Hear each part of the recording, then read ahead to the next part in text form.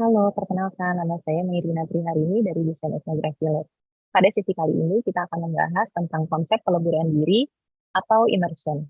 Hal utama yang harus kita ingat dalam melakukan peleburan diri adalah adanya perspektif etik dan perspektif emik.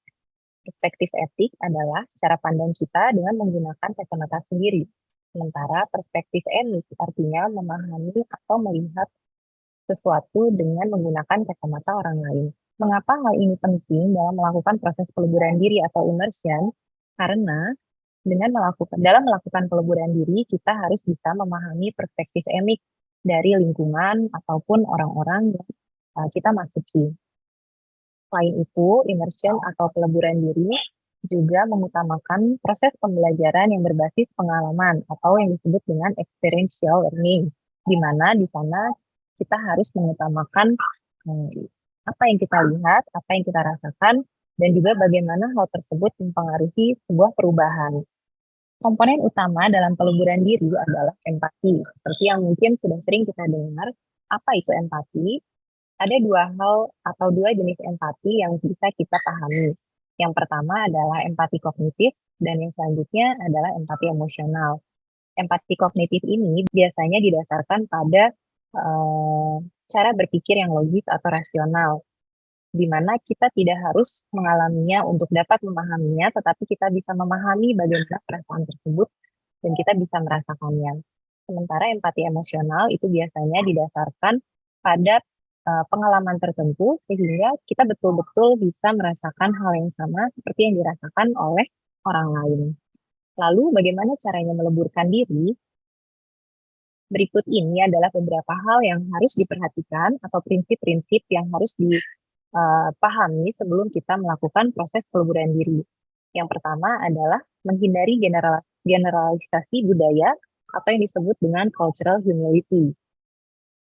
Memiliki cultural humility menjadi hal yang sangat penting sebelum kita dapat turun ke lapangan untuk bisa menghindari bias dan prasangka. Selanjutnya adalah kebajikan intelektual. Kita harus bisa memahami bahwa pengetahuan kita terhadap suatu pengetahuan itu sama sekali tidak berarti lebih penting daripada pengalaman yang kita dapatkan di lapangan. Kemudian, hal lain yang harus kita perhatikan adalah emik, yaitu seperti yang sudah dijelaskan sebelumnya, melihat segala sesuatu dengan menggunakan kacamata orang lain atau kacamata komunitas yang ingin kita masuki. Prinsip lainnya dalam melakukan peleburan diri atau immersion adalah flexibility.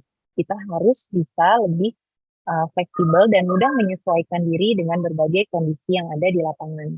Prinsip yang kelima adalah knowing the context. Memahami konteks secara mendalam menjadi hal yang sangat penting untuk dilakukan supaya kita tidak terjebak pada konteks-konteks yang menjadi bias kita sebelum turun ke lapangan.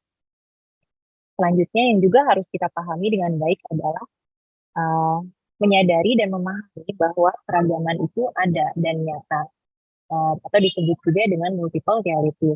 Selanjutnya, kita harus belajar untuk mendengarkan, juga mengkaji pikiran dan rasa. Dalam memasuki komunitas, ada beberapa hal yang harus diperhatikan. Yang pertama adalah memperhatikan penampilan saat kita memasuki komunitas. Apa saja yang dapat mempengaruhi kenyamanan dan percakapan dengan masyarakat di lokasi immersion. Kemudian, adakah hal-hal lainnya yang patut diperhatikan sebelum memasuki komunitas? Kemudian, kita juga harus memperhatikan apa saja yang patut kita perhatikan dalam memulai percakapan dalam masyarakat. Menyadari bahwa kita juga selalu memiliki bias ataupun prasangka juga penting untuk dilakukan agar kita selalu bisa berusaha melihat dalam menggunakan berbagai perspektif. Selain itu, mendengar dan menyimak juga perlu kita perhatikan. Bukan hanya mendengar sesuatu secara kelewat saja, tetapi kita bisa menyimak dengan baik apa yang sebenarnya sedang disampaikan oleh seseorang. Hal yang paling penting dari melakukan peleburan diri adalah bagaimana kita bisa melepaskan berbagai atribut yang kita miliki sebelum kita turun ke lapangan. Jangan sampai kita terjebak pada berbagai bias dan prasangka ataupun pemikiran-pemikiran yang sudah terbentuk di dalam pemikiran kita ketika kita turun ke lapangan. Berusaha mempelajari dengan baik apa yang kita lihat, apa yang kita dengar, dan apa yang kita rasakan ketika kita turun ke dalam satu masyarakat. Selamat melakukan pemetaan solusi di lapangan. Sampai jumpa.